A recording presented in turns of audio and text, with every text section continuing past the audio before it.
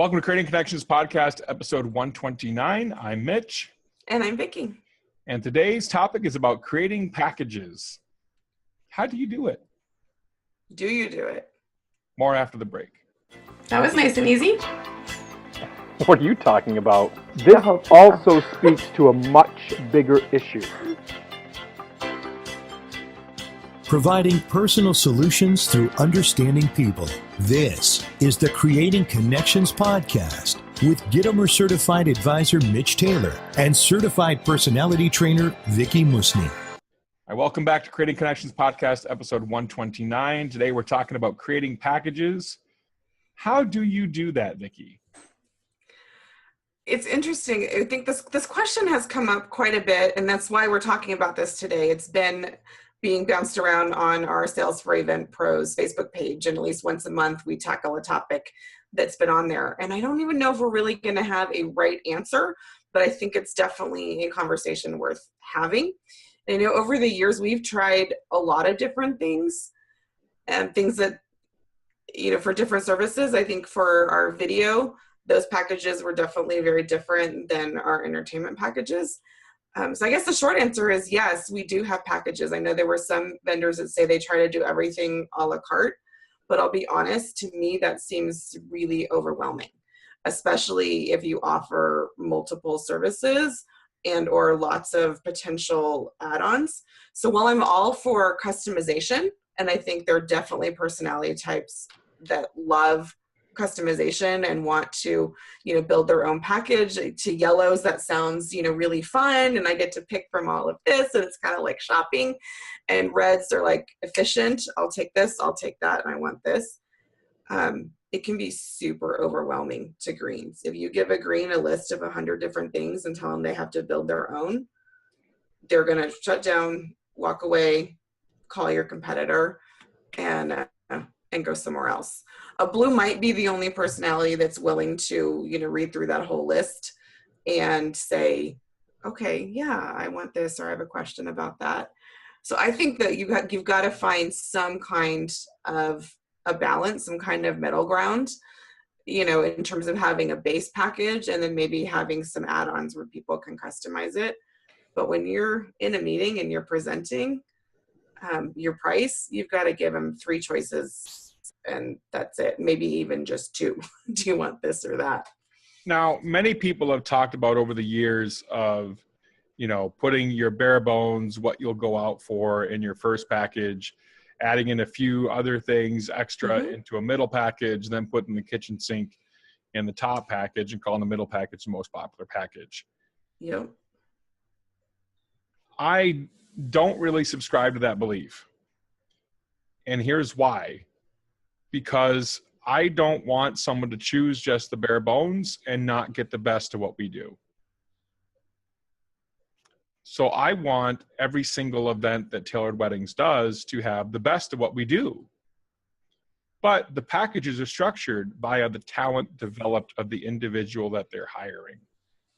That's a great model for your business. Can you talk about that more? So I want our clients to have the best in the planning and the production and the overseeing of the event that we can do. So we do that. And it's just a case of they're hiring a different talent level with different years experience developed at their event. Someone who's been doing this for 1 or 2 years is probably getting paid less than someone who's been doing this for 20 years or whatever the case may be. So that's a differential marker, if you will, of our business. And that's just how we've done it.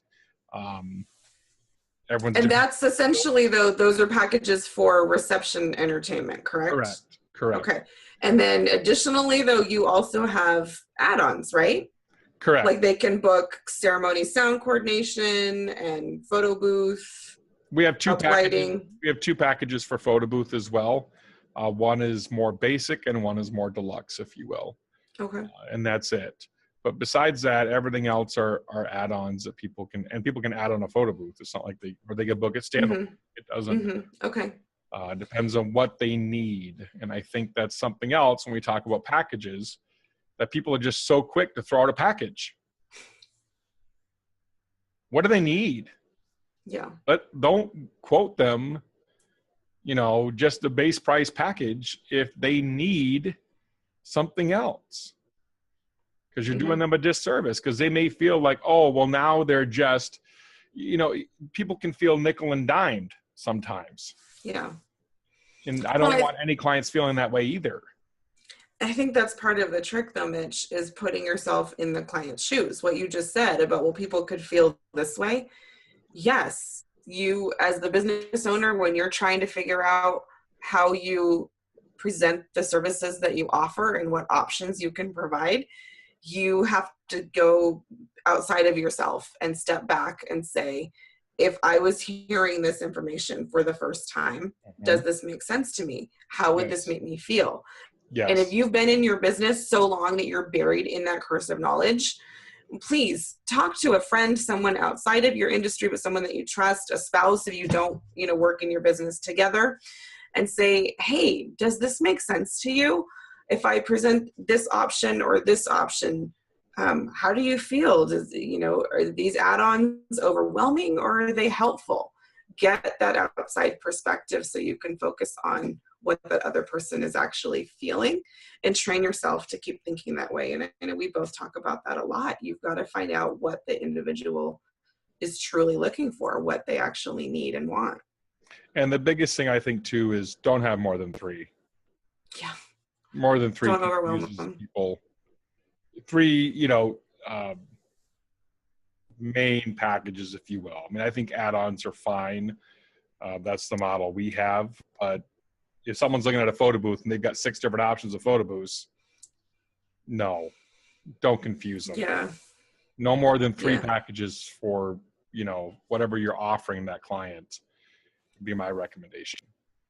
Well, and that also makes it simpler for you. Because if you're doing any kind of a volume, if you're doing, multiple events every weekend, or at least even just one a week, that's a lot. And so don't make your own business side and your, back office stuff more complicated than it has to be. Right. Because if it's getting complicated for your record keeping, then imagine how complicated it is from the buyer's perspective as well. So do things that make sense. And I like, Mitch, that you talk about how your base packages have more to do with talent, which is a great option for any multi-talent company, whether it's entertainment, or I would think that photographers that are booking out other photographers, and I've seen wedding planners that have different tiers of coordinators could use that same, that same model. But if you're an independent, that first model that you described is not a terrible way to go. We've had a base package for both video and for entertainment where we just offer just reception entertainment. Right. And it's not that you're getting minimal services within that. For us, that's it. That's by definition, that smaller package is just reception. And that is perfect. And if somebody is getting married in a church, or a lot of times because we live where we live in Nevada, they've, eloped, or they've gotten married in Vegas or at a courthouse, and maybe they're doing a reception only later. That's all they need. They don't need one of my bigger packages that includes, ceremony and all of that. Or they don't need a rehearsal if there isn't going to be a ceremony that we're involved in. So I try to have packages that match what they actually need. Yeah, finding their needs, I think, is so important, and quote them accordingly with a package that fits their needs. Yeah. If you're in that place where you're revisiting, how do I present this? That probably means you've been in business for a while. And I would encourage you to just look back at what you have done and analyze, what have you sold the most? What are clients asking for most frequently? What is it that people tend to need? And then try to create options that speak to those different needs so that you're, again, putting yourself in their shoes and being logical about it. Absolutely. Absolutely. That's it for today. Episode 129. Thanks for joining us. Yes, thank you. We will see you next week. This is Creating Connections Podcast, providing personal solutions through understanding people better. Bye. Have a great week. Thank you for listening to the Creating Connections Podcast with Gittimer Certified Advisor Mitch Taylor and Certified Personality Trainer Vicki Musny. For more information on providing personal solutions through understanding people better, visit creatingconnections.biz.